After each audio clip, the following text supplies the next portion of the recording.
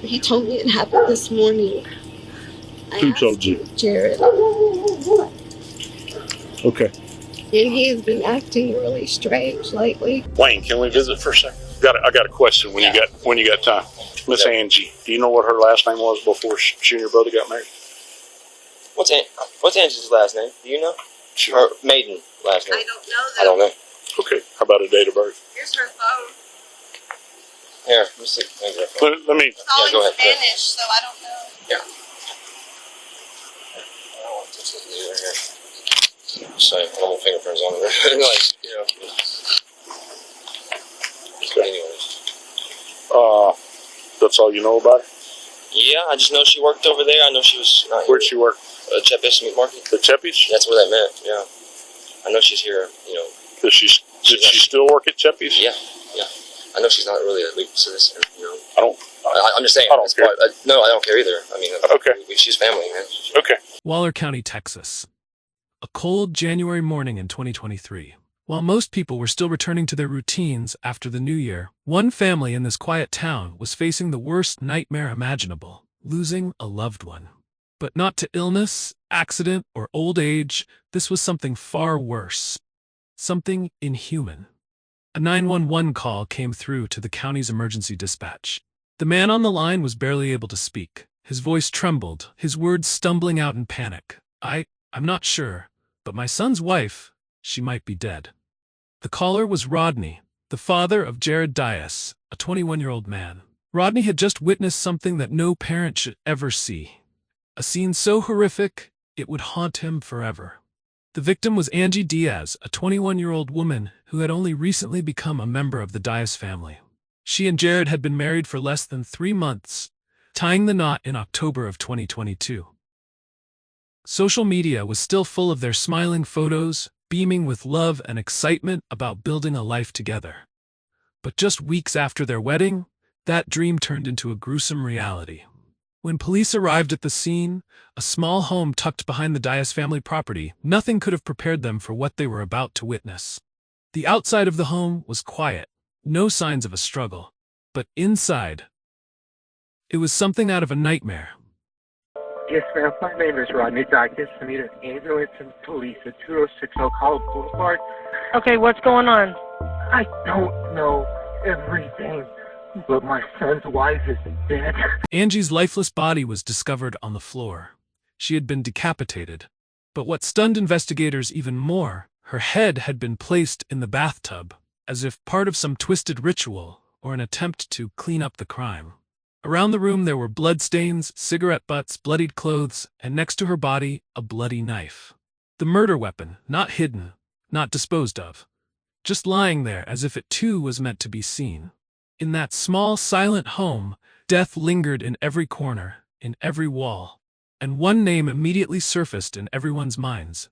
Jared, her husband.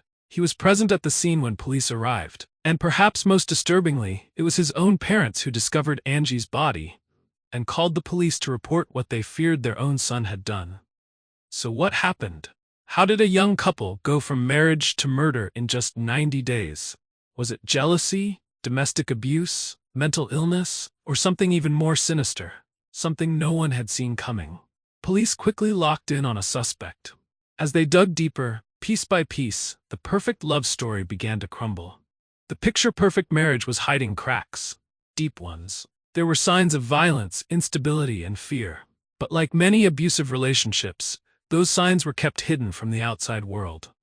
Angie, a young immigrant woman from Nicaragua, came to the U.S. chasing a dream. She had a degree, ambitions, a bright future. She worked hard to support her family back home. She wanted stability, love, a place to belong. But in the one place that was supposed to protect her, her home, she found herself trapped with someone she feared. Jared, the Texas-born football player, raised in a stable home, once full of promise, somehow fell into darkness. Drug use, erratic behavior, bursts of aggression. What happened to him? Was he always this way?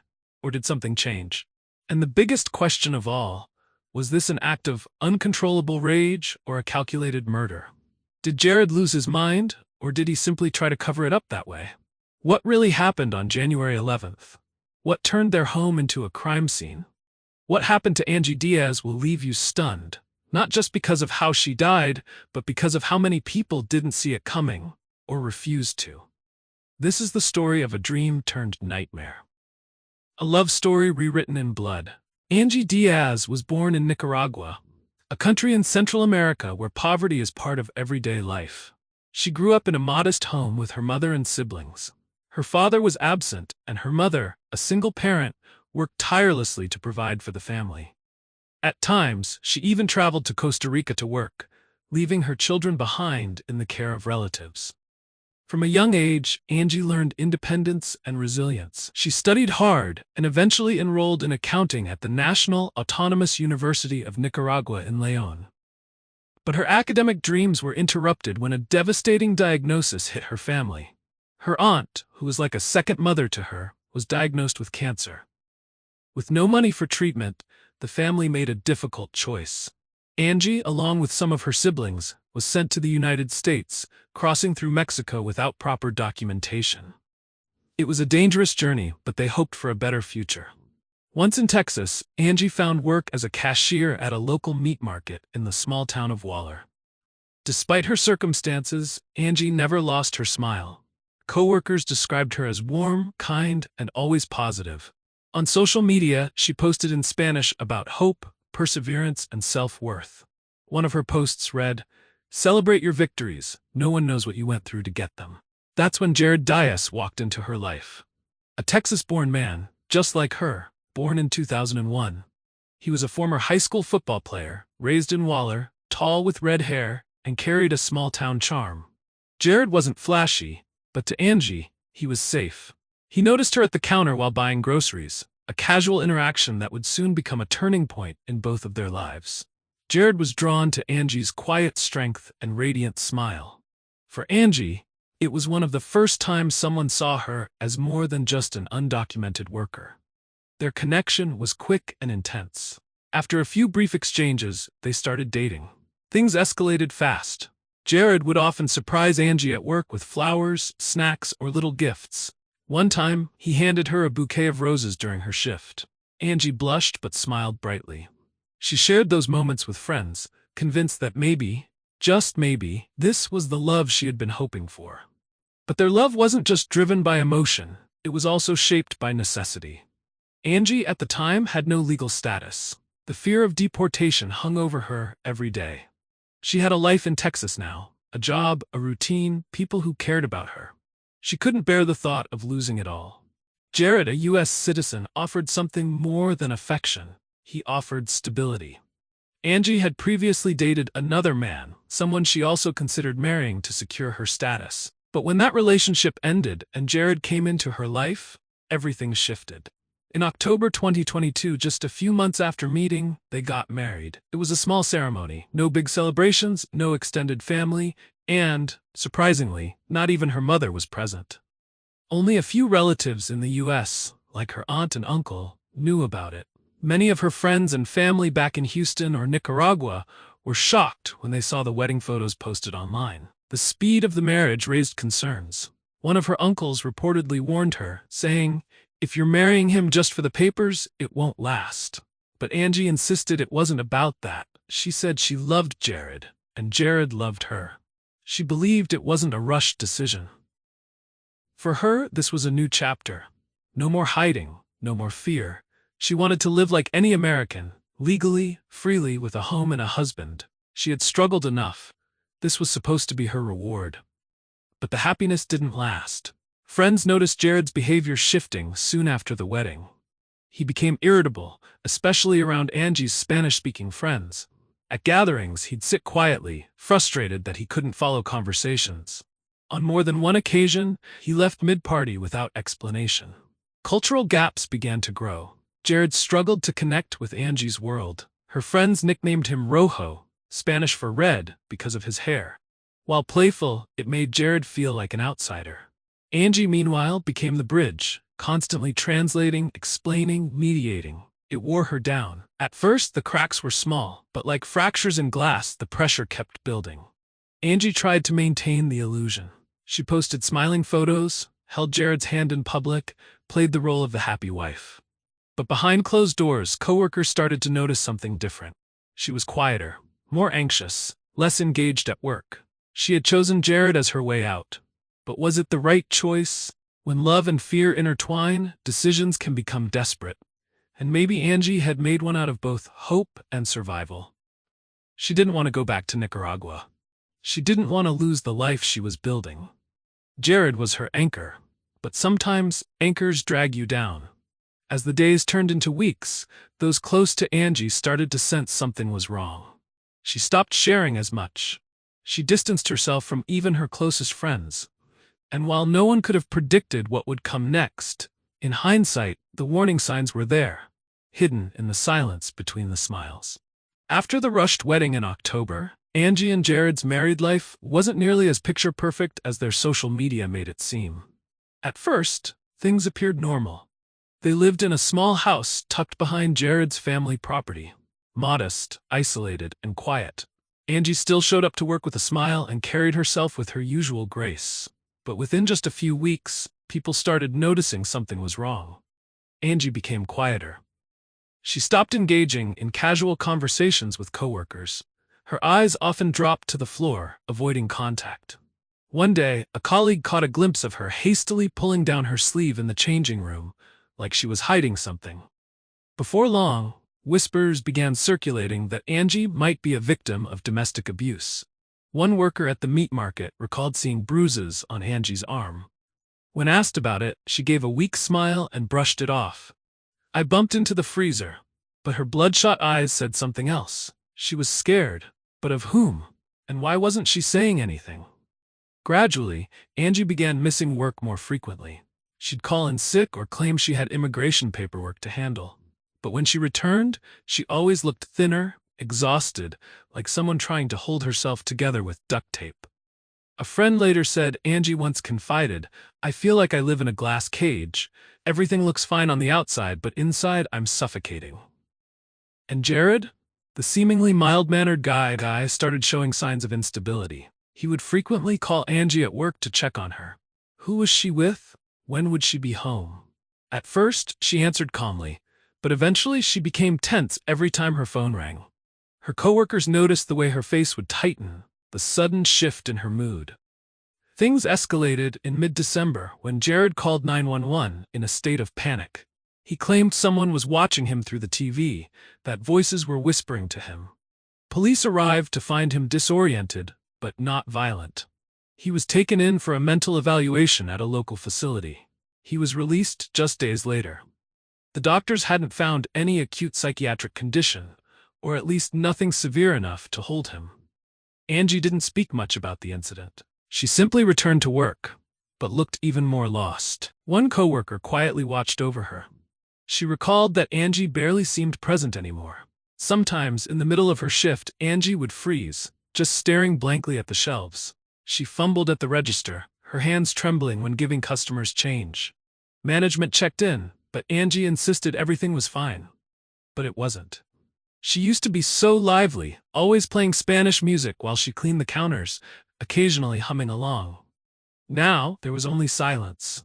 No music, no laughter, just a shadow of the girl they once knew.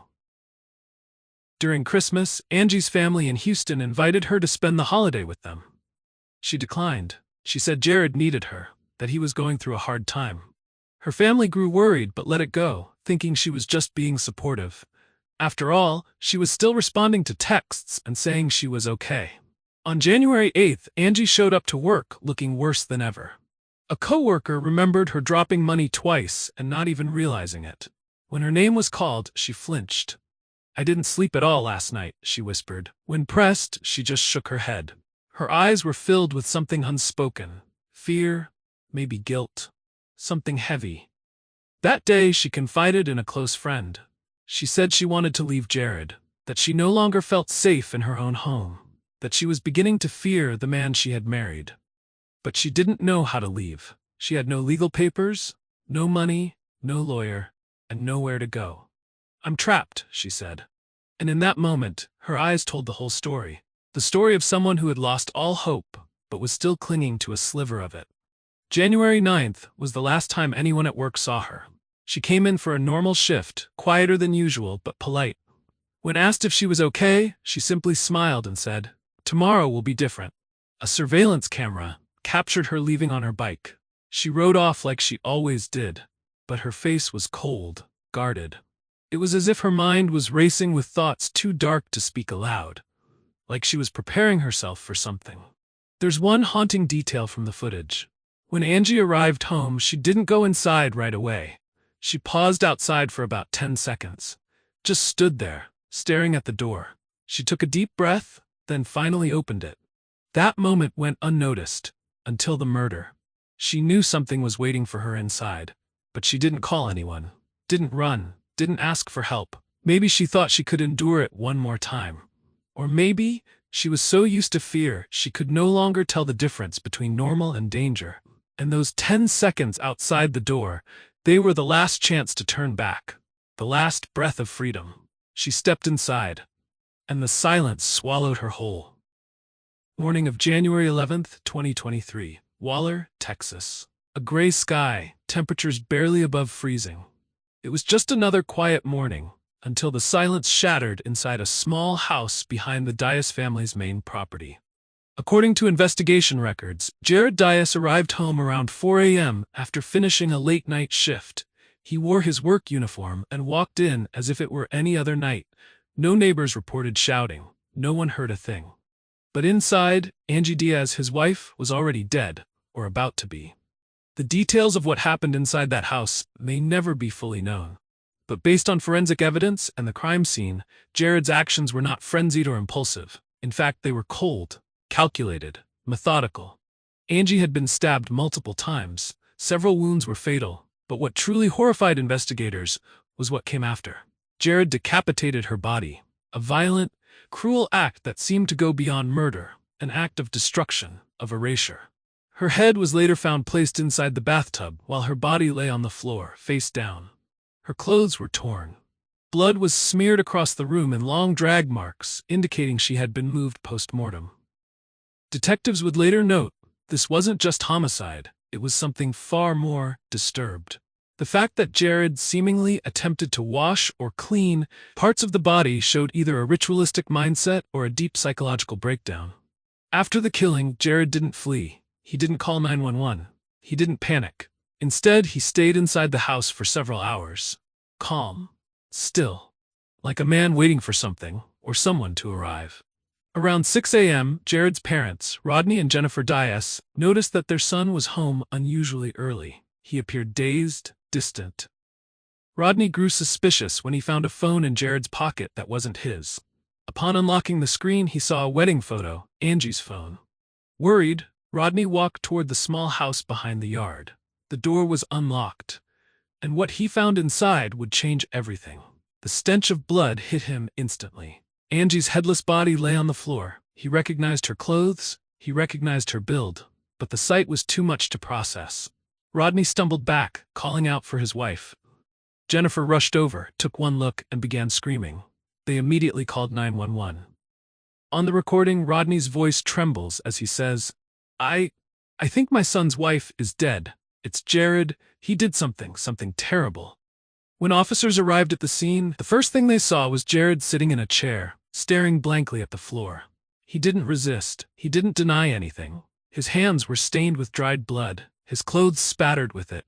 Yet he showed no fear, no confusion. The most chilling part, according to investigators, wasn't the gore, it was Jared's expression. A face devoid of emotion, void of remorse. A hollow, human shell.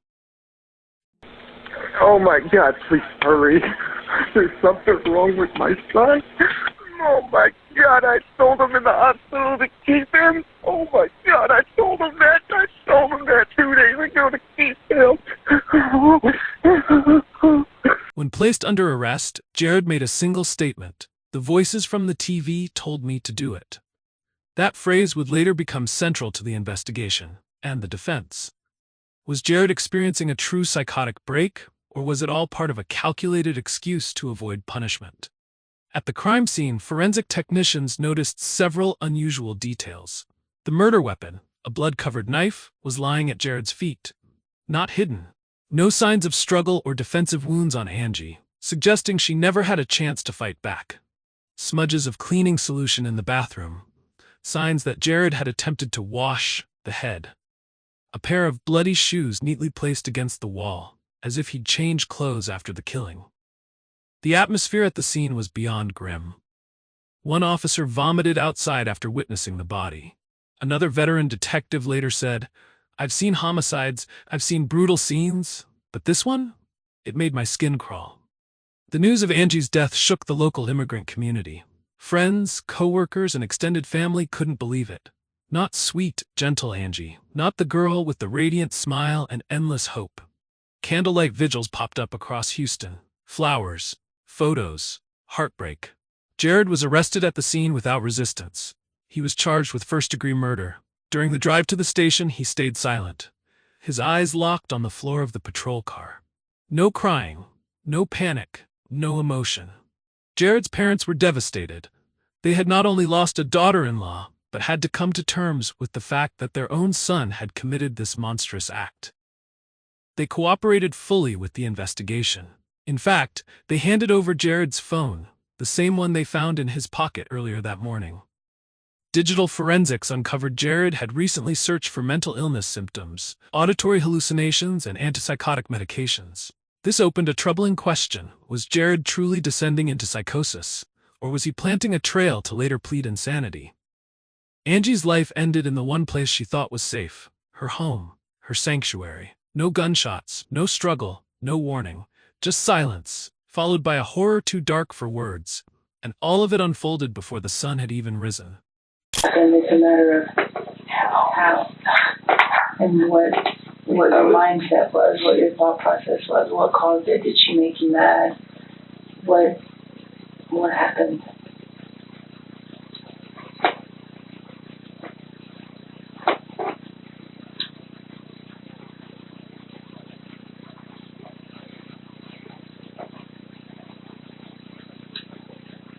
Did you love her?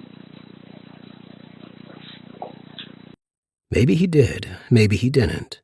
His answer wasn't clear, and he wasn't being cooperative. What time did you get home from work? 5. Was she awake or was she asleep?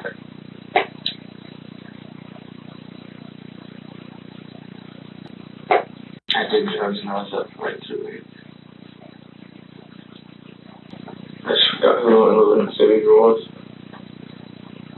Jesus Christ.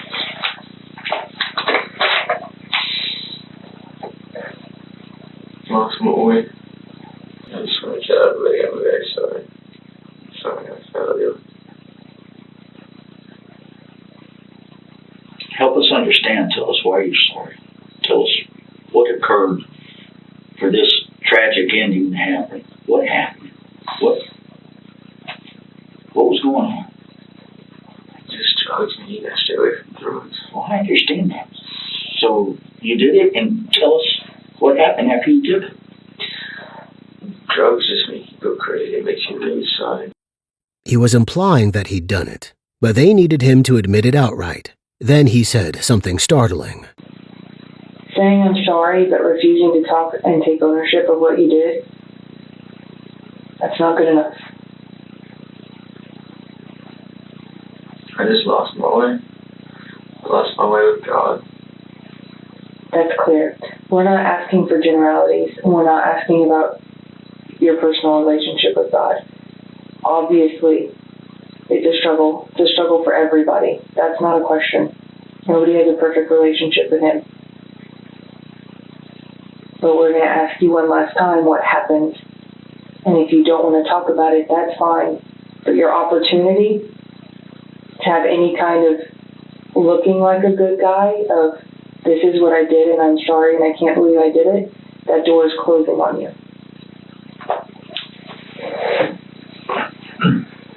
Look, I didn't do it. You can't even keep a straight face, buddy. Jared made a cursory attempt at denying it, like he felt like he ought to try. And he laughed. Laughed at how ridiculous it was to say it hadn't been him. Laughed also at his predicament. Maybe laughed at what he'd done to Angie. After the murder, Jared Dyess was charged with first-degree murder. But instead of pleading insanity, he confessed to everything. He accepted a 40-year prison sentence and waived his right to appeal. There was no long trial, no excuses, just silence, and a sentence as cold as the crime he had committed. Angie's family stayed away from the cameras. They chose to grieve privately. In a short statement, her aunt said, Angie believed she had found love, but it ended up being where she lost everything. Friends, co-workers, and members of Houston's immigrant community held a small vigil. There was no casket, no grand memorial, just a bicycle, Angie's, placed in front of the meat market where she used to work. Its seat covered in white flowers, and a small wooden sign that read, "Rest in peace, Angie. We love you." They didn't want to focus on how she died. They wanted to remember how she lived, kind, determined, always smiling, even when life gave her every reason not to. But many questions remain. Was Jared truly suffering from mental illness? Or was it a convenient mask to hide the cruelty within? Why didn't anyone step in sooner, even when the signs were there?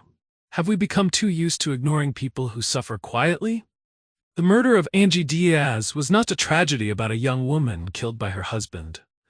It was a reminder of how fragile trust can be, how dangerous silence becomes in an abusive relationship, and how cruelty can come from the very people we once called family. Angie believed Jared was her way out, her future, her anchor, the one who would protect her from the storms of life. But in the end, he took everything she worked so hard to build. Not just her life, but her dignity, her dreams, and the last bit of peace she had left. At the end of her tribute video, these words appear on a black screen. If someone can love you enough to promise forever, then why are they the one who ends it so suddenly?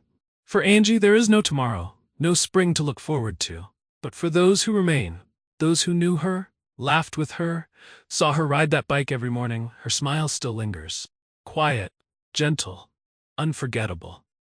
No one truly said goodbye. They simply said, it's not goodbye, it's see you again someday.